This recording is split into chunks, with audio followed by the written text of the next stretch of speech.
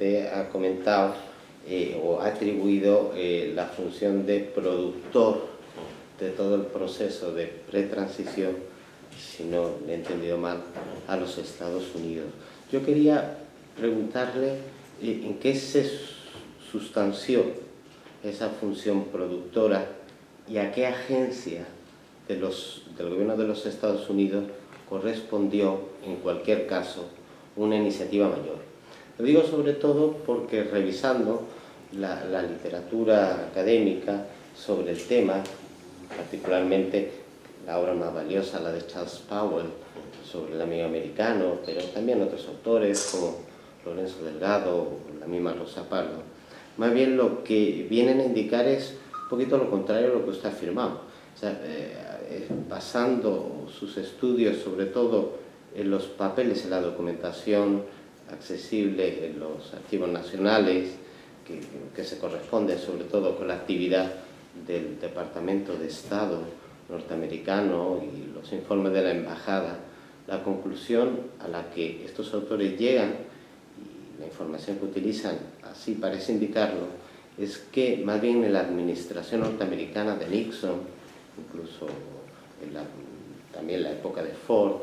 y en la anterior de Johnson, la impresión que tienen los Estados Unidos con respecto a España es efectivamente un deseo de que el futuro se lleve en estabilidad, que no haya vacíos de poderes, pero también una conciencia de incapacidad a la hora de poder influir en ese proceso. Más bien da la impresión que los norteamericanos son conscientes de sus límites y de no disponer los medios suficientes como para poder patrocinar ese proceso. Y, por otra parte, da la impresión de que el grado de implicación y de influencia que pudieron tener otros gobiernos, en este caso europeos, como es el caso del gobierno alemán o francés, en todo el proceso, vuelvo a repetir la palabra, de transición, fue mucho mayor y más significativo que el papel o la influencia que pudo ejercer Norteamérica. Bien, esto es un poco lo que le planteo para ver. Bueno, pues efectivamente es muy posible que en documentación manejada del Departamento de Estado norteamericano ocurriera eso. Verdaderamente, eso no puedo negarlo ni afirmarlo. Pero la CIA era completamente distinta. Y la CIA estaba instalada aquí hacía muchos años, hasta tal punto, y no tengo ningún inconveniente en este seminario reducido y distinguido, en afirmar, estaba tan aquí, que en esos años 66, 67 de que hablo, entonces los militares trabajaban hasta las 3 de la tarde y nosotros trabajábamos todo el día. Bueno, pues eran ellos los que nos pagaban por la tarde, lo hacían, el esfuerzo de por la tarde, porque ellos tenían mucho interés en la información que se ofrecía aquí, realmente, del tema. Para ellos el carácter anticomunista del régimen franquista era evidente y la lucha contra aquello evidente, por ejemplo, se les prestaron grandes servicios, como por ejemplo, ellos eran perfectamente conscientes de que la entrada en España se estaba produciendo masiva de gente del G2 cubano, del G2 castrista, con objeto de aquí en España, con su conocimiento del idioma y su fácil incrustación en la sociedad española, trabajar para la Unión Soviética. Eso a ellos les preocupaba radicalmente y querían que nosotros ayudáramos en eso. En otro orden de cosas, muchos servicios anecdóticos. Un hermano mío obtuvo la Cruz de Alfonso X el Sabio precisamente por descriptar el código cubano, que los americanos aprovechan. Quiero decir que los americanos en el tema de inteligencia estaban mucho más implicados que los mismos medios políticos de Victoria. Ellos tenían la CIA en la embajada, era la Oficina de Estudios Políticos, que era Blargui-Webb, que saltaría por el aire precisamente años después, que la revista Cambio 16 sacó a relucir los nombres de todos los agentes de la CIA que había en Madrid. Y entonces se tuvieron que ir, y entonces fue mucho más incómodo para todos nosotros el contacto, porque teníamos que ir a verlos a Lisboa, a Perpiñán, a Viar, fuera del territorio nacional, porque se tuvieron que ir de aquí. Pero quiero decir que lo que el Departamento de Estado no hizo, la CIA sí lo hizo. Lo hizo sin ningún lugar a dudas. En otro orden de cosas, Hablaba de... Alemania, sin lugar a dudas, desempeñó un papel trascendental, pero por orden de los Estados Unidos, en nombre de los Estados Unidos. Como por cierto estoy viendo hoy estos días que están saliendo alguna noticia relativa a que el BND alemán está trabajando para los servicios norteamericanos en contra de propios aliados en el ámbito económico y en el ámbito empresarial, cosa que por cierto no es nuevo, porque hace 7 años la llamada Operación Echelon dentro de la OTAN ya se demostró que las grandes potencias anglosajonas, que son las que de verdad dominan el mundo, los Estados Unidos, el Reino Unido, Canadá, Australia y Nueva Zelanda, estaban espiando descaradamente en los ámbitos económicos y empresariales a sus mismos aliados dentro del esfuerzo euroatlántico. Alemania, por supuesto, fue encargada por su, digamos, su afecto por todo lo español de manera clarísima, y aquí se presentaron dos organizaciones, dos asociaciones,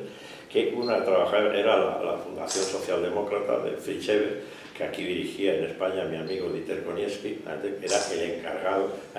de sacralizar o de dirigir o de decirnos, tenéis que hablar con fulano, tenéis que hablar con fulanito. En el otro orden de cosas estaba la Fundación Konrad Adenauer, que hacía exactamente lo mismo de cara, digamos, al espectro político de centro-derecha y de centro-izquierda, que es de lo que se empezó a hablar entonces, del centro-derecha y del centro-izquierda, que era el intento de superar la confrontación derecha-izquierda histórica y tradicional y convertirlo en una confrontación, en una alternativa civilizada de centro-derecha y centro-izquierda, cosa que ahora parece que se da por destruir. El título de este libro, del sueño de la transición, es porque efectivamente con tanto combatirla están consiguiendo que se convierta en un sueño, parece que es un sueño irrealizable. Yo no entiendo porque las constituciones efectivamente pueden ser y deben ser reformables.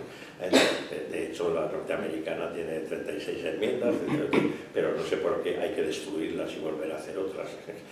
cada generación. Eso no lo entenderé en la vida. De modo que efectivamente a lo que me planteaba le contesto que la CIA sí tuvo muchísimo que ver en el tema. Si la CIA actuaba por su cuenta, por cuenta del Departamento de Estado, a mí me parece que la CIA ha estado siempre mucho más enterada, obviamente, y ha sido mucho mejor asesora informativa de su presidente que el Departamento de Estado, y creo que hoy sigue ocurriendo lo mismo, exactamente lo mismo. Y efectivamente Alemania fue, digamos, el instrumento, el intermediario de todos los aspectos. Por ejemplo, cuando se produce el tema derivado de la operación Dentro, de llevar a Felipe González a la Secretaría General del Partido Socialista, se produce una escisión dentro de España que ustedes habrán oído hablar, o los mayores recordarán, entre el PSOE histórico y el PSOE sector renovado. El sector histórico era el del exilio y el sector renovado era el de Felipe González, Guerra, etcétera, etcétera, salido de Surenes. Y entonces el almirante Carrero Blanco, como a mí me reconoció en el restaurante El Parrillón, el día que conocí a Felipe González, el almirante Carrero Blanco es el que se dirige a su homónimo, al ministro de la Presidencia en Alemania, el ministro Heinemann, para que a su vez el ministro de la Presidencia alemana, Heinemann, interese de Willy Brandt, que era entonces el presidente de la Internacional Socialista, que se le dé la patente de Partido Socialista al sector renovado, al de dentro, y no al sector histórico. Y efectivamente así se hizo. Willy Brandt le dio el secretario y ya no quedó más Partido Socialista que el hasta entonces llamado sector renovado. Quiero decir con todo eso que efectivamente los alemanes intervinieron muchísimo en todo ello, intervendrían mucho después. Antes, ya nos salimos del ámbito de la transición, pero después del 23F, precisamente para apuntalar el papel de la monarquía en España y que no se discutiera, los alemanes conceden al rey, a su majestad el rey Juan Carlos I, el premio Carlomagno, que es una especie de Nobel de la Paz, y en ese viaje a recibir en Aquisgrán ese premio Carlomagno se producen unos contactos, entonces Helmut Schmidt, el canciller de Alemania, y los reyes en privado, sería muy largo de contar, en Hamburgo, etcétera, etcétera, y el papel de Alemania siempre en favor de España, muy diferente del resto de las potencias de las otras potencias, porque por ejemplo, pues, en el momento de la transición con Francia nos llevábamos fatal, porque la Francia de Giscard d'Estaing no ayudaba nada ni quería saber nada en el tema ETA. Como como sí ha ocurrido después con otros presidentes franceses, mexicanos, y entonces las relaciones con Giscard eran complicadas. Eso llevó, por ejemplo, pues, a detalles en esa preparación de la transición, como que el rey, cuando recibiera a los jefes de Estado extranjeros en las ceremonias en la iglesia de San Jerónimo el Real en Madrid, los líderes extranjeros, tenía que ser mucho más amable y mucho más cordial con el presidente de la República Federal de Alemania, Walter Scheel, que con el presidente de la República Francesa, y demostrar que realmente el comportamiento de Alemania era siempre mucho mejor con España que el comportamiento de Francia, cosa que por otra parte pertenece a la tradición histórica, no es nada nuevo, es algo de siempre. De modo que, y yo lo que creo, me permite esta pequeña preconclusión, es que España no termina de enterarse de quién es ni de lo que es. España, constituida por sus instituciones y por su pueblo, no termina de enterarse de qué es, ni de quién es, ni de lo que pinta. Es algo que me parece incomprensible. Recuerdo que en una instancia mía en la Universidad de Harvard hace muchos años, el gran catedrático de oftalmología encantador, el doctor Lingemann, me dijo un día delante, con fuerza de indignación, y dice: ustedes los españoles son ustedes completamente tontos. ¿Por qué? Y de porque ustedes, los ingleses y los franceses, son lo único que pintan el mundo lo han hecho ustedes.